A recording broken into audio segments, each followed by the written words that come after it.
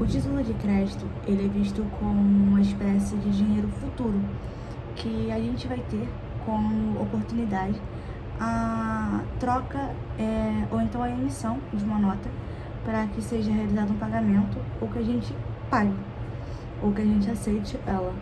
Mais à frente a gente vai entender melhor isso. Dentro desse título de crédito existem alguns princípios basilares, sendo ele da cartularidade, que é a cártula em si do título, o da literalidade, que vai ter que ter tudo expresso nela, todos os andamentos, aquilo que não estiver expresso não será válido. O da autonomia, que é aquele que independe das relações, ou seja, uma relação anterior não afeta uma relação futura. E o princípio da legalidade. O princípio da legalidade é quando um título respeita a lei, ou seja, a partir do momento que o título não respeita esse princípio da legalidade, ele não se torna um título, ele é ilegal.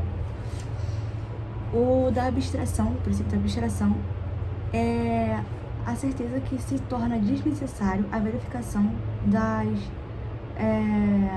dos acontecimentos anteriores àquele título. Por exemplo, não faz necessário eu olhar um título e procurar saber o que aconteceu antes com pessoas que já assinaram, já passaram por ele, porque não vai me atingir. E o da inoponibilidade é aquele que é a exceção de terceiros de boa fé. Ou seja, diz que aquela pessoa obrigada a pagar, ela não vai poder se negar. Ademais, a gente tem uma classificação muito importante também, que é acerca do título cambiário, da cambiabilidade, do título próprio e do título impróprio. O título cambiário é aquele que se aplica-se os 6 princípios que eu citei anteriormente: a cartularidade, o da autonomia, da abstração, da inoponibilidade, da literalidade, da legalidade. E dentro desse título cambiário, vai estar expresso uma espécie de um formato de tempo e confiança. Ou seja, a gente vê muita essa situação na nota promissória e na letra de câmbio. E em comum, né, que na Idade Média já existia isso, que foi daí que surgiu essa letra e essa nota promissória, que foi por conta de relações pecuniárias, onde as pessoas se fazia necessário naquele momento a presença de uma nota de uma letra promissória e de uma letra de câmbio. O da cambiofumidade é aquele título que é imperfeito, onde não tem a soma dessas características, não se faz necessária a soma delas, e está ligado a todos os demais títulos, sem ser esse da nota promissória e da letra de câmbio. O título próprio é aquele que incorpora a operação de crédito pecuniário, ou seja, todas as letras, todos os títulos de créditos câmbio uniformes, que seria o que eu citei anteriormente, exceto o cheque, né? Já o impróprio é aquele que não existe a operação de crédito, ou seja, ela é à vista, e a única letra que a gente tem à vista é o cheque. Então, ele é a única que a gente pode caracterizar como um título impróprio. Então, a gente pode resumir aqui basicamente que o título impróprio é aquele que é o cheque e também o título o conceito da cambiariformidade. Então, enquanto que os outros são cambiários e próprios. Seguindo essa linha de raciocínio, a gente pode entender já algumas coisas em específico. A primeira delas é o aval. O aval é uma espécie de garantia em que uma pessoa dá a alguém o direito de responder no lugar dela. Se aquela pessoa faltar, se aquela pessoa se ausentar, aquele avalista vai responder em nome dela. A assinatura do aval, normalmente, ela é tida na frente do título de crédito. No entanto, pode ser dada no verso também, só que com algumas características, por exemplo, RG ou algum tipo de identificação, sendo CPF, RG, enfim, passaporte, algum documento pessoal, né? A gente pode nomear também que existe o aval em branco e o aval em preto. O aval em branco é aquele que não nomeia a quem está sendo avalizado. E o aval em preto identifica quem está sendo avalizado. Mais à frente, a gente tem o aval simultâneo e o aval sucessivo. O aval simultâneo ocorre em títulos em branco, em aval em branco, que é quando duas pessoas avalizam uma pessoa. Ou seja, Pedrinho e Maria avalizou João.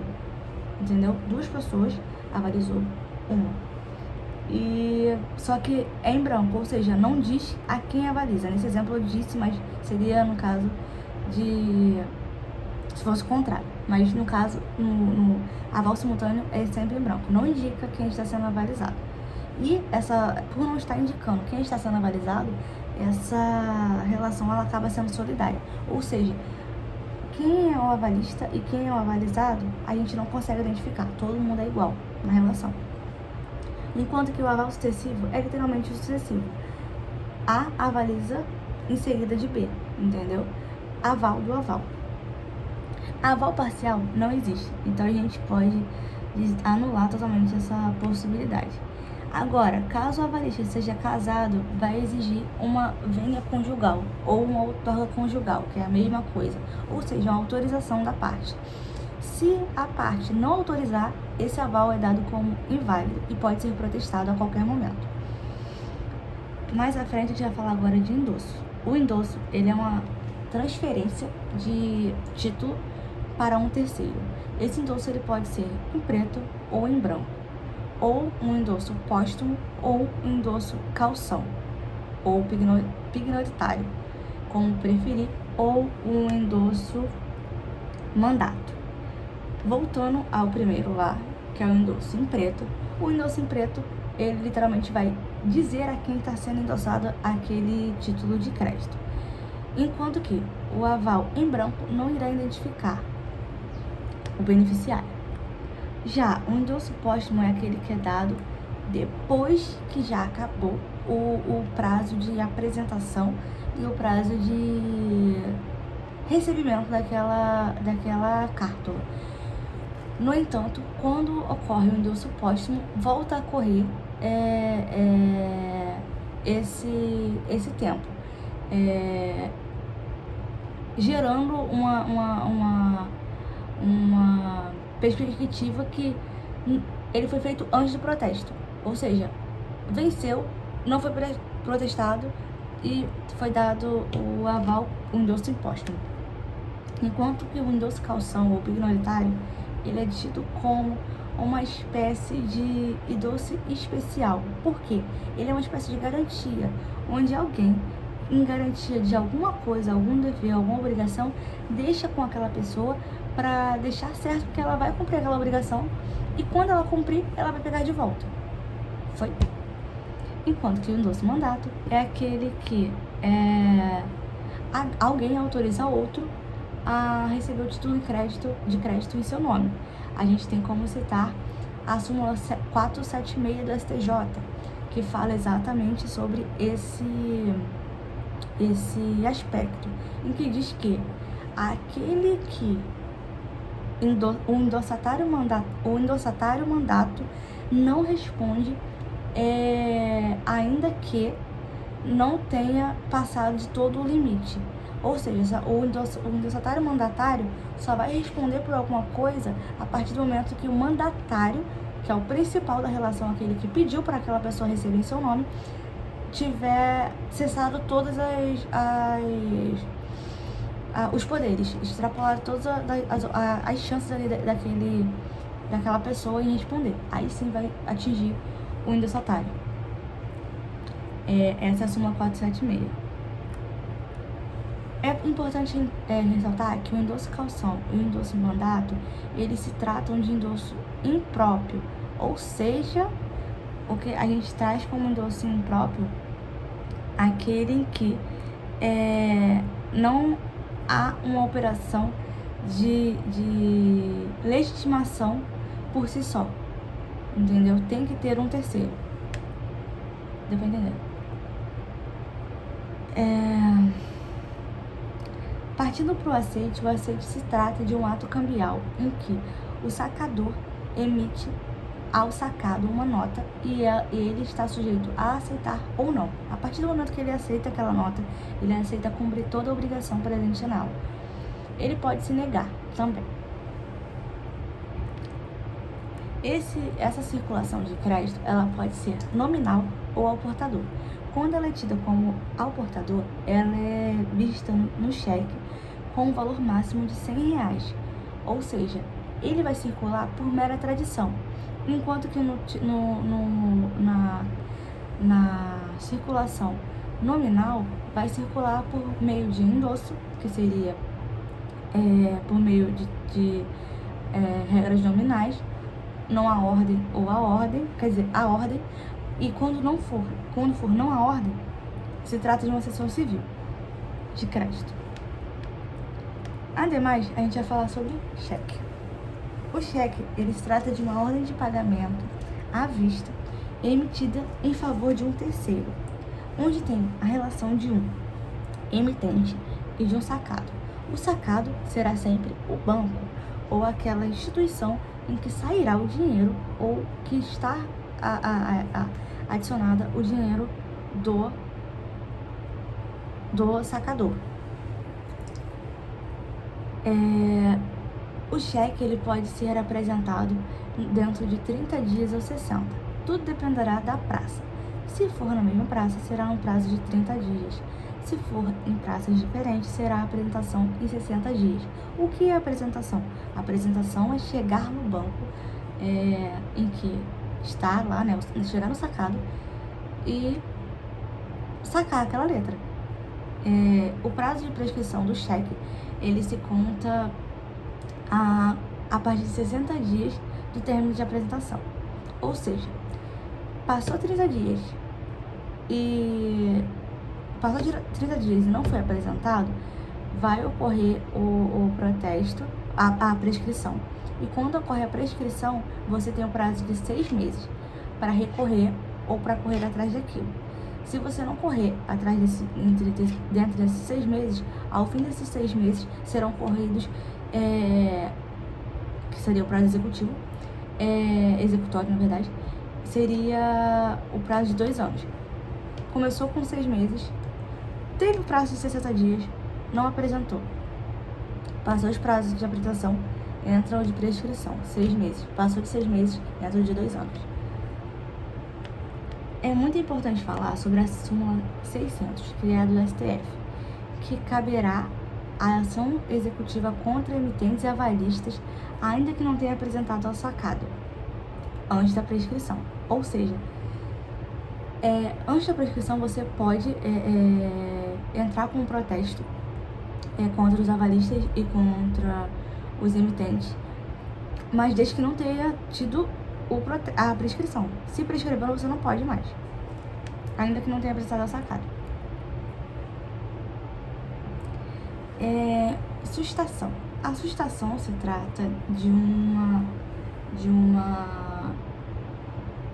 forma em que as pessoas usam para recorrer a uma carta, a um título, um cheque, em que ele se arrepende daquela emissão, de sacar aquela letra por alguma coisa, ou seja, por desacordo, ou seja, por furto, roubo, tanto faz.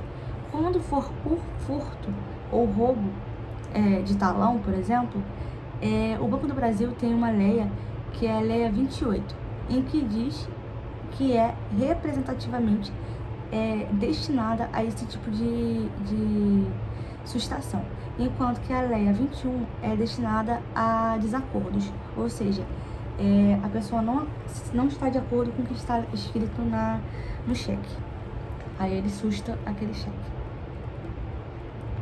A prescrição da letra de câmbio ela é tida contra o devedor. A letra de câmbio ela se trata de uma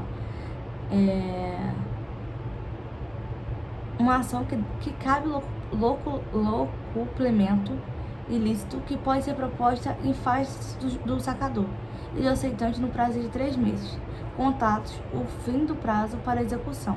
Ou seja, Inicialmente, conta-se o devedor principal, que é 3 anos, ou os avalistas, a partir da data do vencimento. Em segunda análise, conta-se dos devedores em 1 ano, 3 anos, sacador, 1 ano, devedores, e 6 meses a todos os outros, por exemplo, co-devedores.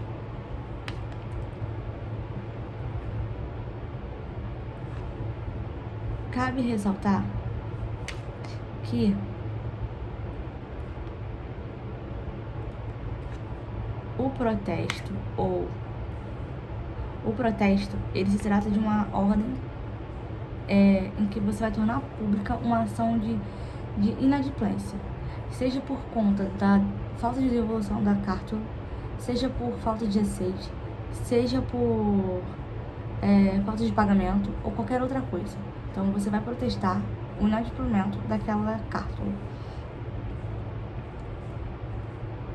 Existem 2 súmulas muito importantes, que é a 476 e a 475.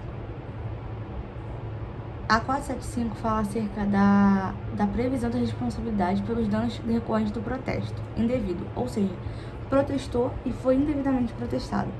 Aí você vai ter que responder pelo aquele protesto indevido. É a súmula 475. E a 476 eu já citei anteriormente.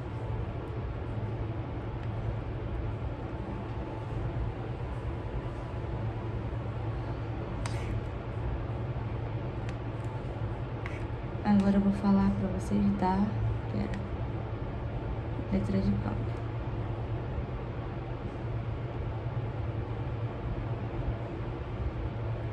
A letra de câmbio, ela se trata de uma ordem de pagamento em que o sacado dá ao sacador. O sacador dá ao sacado, no seu sentido de pagar determinada quantia. Ou seja, existem 3 pessoas: sacador, sacado e tomador, que é o beneficiário. O sacador emite em favor do beneficiário, para que o sacado pague.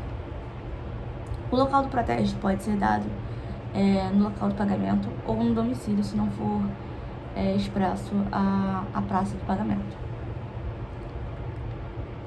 Ademais, o prazo prescricional dessa cártula, ela se dá em 3 anos, 1 ano ou 6 meses. 3 anos contra o aceitante ou os seus avalistas, 1 ano contra o endossante e contra o sacador, e 6 meses contra o endossante e contra o sacador. A nota promissória, ela se trata de um dever de pagar determinada quantia indicada ao tomador, ou seja, o beneficiário. Essa nota promissória, ela é muito vista como também pelo uso do endosso, em que, através dessa ordem de pagamento, ela tem uma espécie de, como eu vou dizer, é uma ordem de pagamento, ou seja, existem 2 personagens, o subscritor, que é o emitente ou o promitente ou sacador, e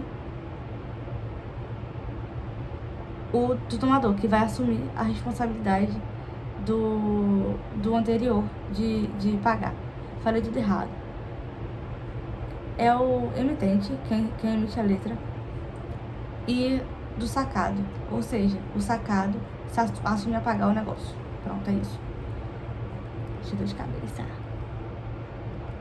O local do protesto é no mesmo lugar e o prazo prescricional é de 3 anos. Não tem muita coisa.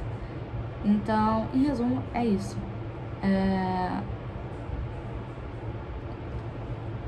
Eu falei com vocês sobre os princípios, falei sobre cheque, e eu vou finalizar com a definição do Fábio Ulloa, do que seria o título de crédito. Título de crédito para Fábio Ulloa se trata de um documento escrito e materializado necessário e indispensável que seja apresentado para o exercício do direito de crédito literal, que só vale o título que nele está escrito, que é o direito da cártula, e autônomo, independente das obrigações anteriores nele mencionado. A declaração nele constante especificar os direitos em que se incorporam o documento. O crédito seria o gozo de dinheiro presente no dinheiro futuro. O gozo de dinheiro presente por gozo no dinheiro futuro. E é isso. Título de crédito.